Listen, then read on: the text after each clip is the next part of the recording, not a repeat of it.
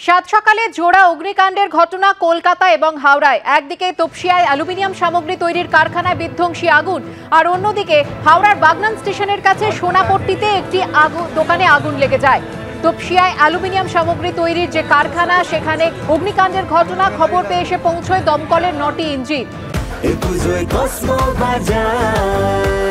Happy ফ্যামিলির happy smile. Cosmo বাজার, পুজো in style. আশপাশে বসতি এবং আরো কিছু কারখানা থাকায় আতঙ্ক ছড়ায় এলাকায়।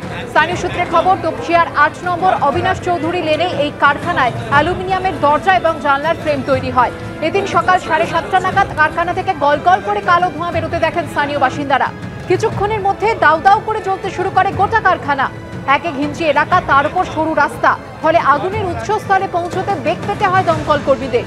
শর্ট সার্কিট থেকেই আগুন লাগে বলে প্রাথমিক অনুমান।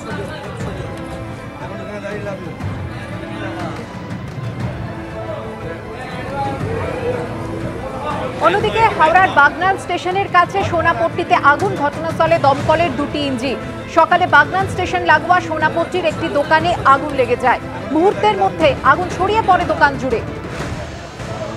স্থানীয়দের অনুমান, ইলেকট্রিক শর্ট সার্কিট থেকে আগুন লেগেছে।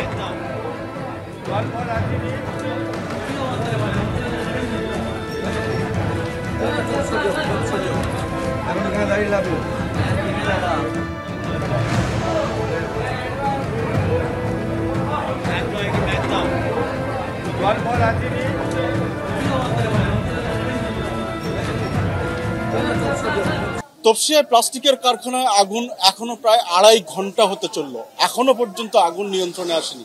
ঠিক যেখানে আমি দাঁড়িয়ে আছি, সামনের যে প্লাস্টিকের কারখানা, এখানে প্রায় 7:30 নাগাদ এখানে আগুন লাগে এবং তারপর থেকে এখনো দমকলের মোট 5টি ইঞ্জিন কাজ করছে। এখনো পর্যন্ত পুরোপুরি আগুন নিয়ন্ত্রণে আনা সম্ভব হয়নি।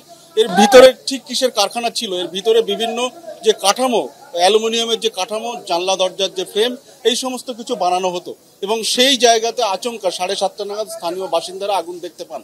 এবং আশপাশে এলাকার দিকে নজর রাখলেই দেখা যাবে যে ঘন বসতি আছে এবং আশপাশে অন্যান্য কারখানাও রয়েছে, যার মধ্যে প্লাস্টিকের কারখানা রয়েছে। ঠিক সেই কারণে কিন্তু স্থানীয় বাসিন্দাদের মধ্যে একটা আতঙ্ক কাজ করছে। তারা কিন্তু প্রথম থেকেই দমকল কর্মীদের সঙ্গে হাতে হাত লাগিয়েছেন, কাজে হাত লাগিয়েছেন এবং এই মুহূর্তে দেখা যাচ্ছে যে স্থানীয় বাসিন্দারা তারাই কিন্তু দমকল কর্মীদের সঙ্গে কাজ করছেন। এবং একটু আগে পর্যন্ত যেমনটা ঘটনা, যে দমকলের কর্মীদের মধ্যে জলের সংকট দেখা দিয়েছিল দমকলের, যে কারণে বেশ কিছুক্ষণ কাজ বন্ধ ছিল এবং উপরের যে অংশে যে আগুন ছড়িয়ে পড়েছে, সেই জায়গাতে এখন জানলার মধ্যে দিয়ে জল পৌঁছে দেওয়ার চেষ্টা করছেন দমকল কর্মীরা। আগুনের যে সমস্ত জায়গাতে আগুনের উৎস এখনো রয়েছে, যে সমস্ত জায়গা থেকে ধোঁয়া বেরোচ্ছে, সেই সমস্ত জায়গাতে জল দেওয়ার কাজ করছেন দমকলের কর্মীরা। প্রাথমিকভাবে মনে করা হচ্ছে, স্থানীয় বাসিন্দারা যেমনটা জানাচ্ছেন, যে সামনের যে বিদ্যুতের খুঁটি, সেখান থেকে শর্ট সার্কিট হয়েছিল, যে কারণে আগুন লাগে। এবং যখন আগুন লাগে তখন এই কারখানাতে অন্য কোনো কর্মী ছিলেন না, সে কারণে বড় কোনো দুর্ঘটনার হাত থেকে বাঁচা গিয়েছে। যদিও স্থানীয় বাসিন্দারা জানাচ্ছেন যে আশপাশে যদি আগুন ছড়িয়ে পড়ে তাহলে একটা বড় কোনো দুর্ঘটনা ঘটতে পারে, যে কারণে স্থানীয় বাসিন্দারাও হাতে হাতে কাজে হাত লাগিয়েছেন। ক্যামেরা কৌশিক কর্মকারের সঙ্গে সত্যজিৎ বৈদ্য, এবিপি আনন্দ, কলকাতা।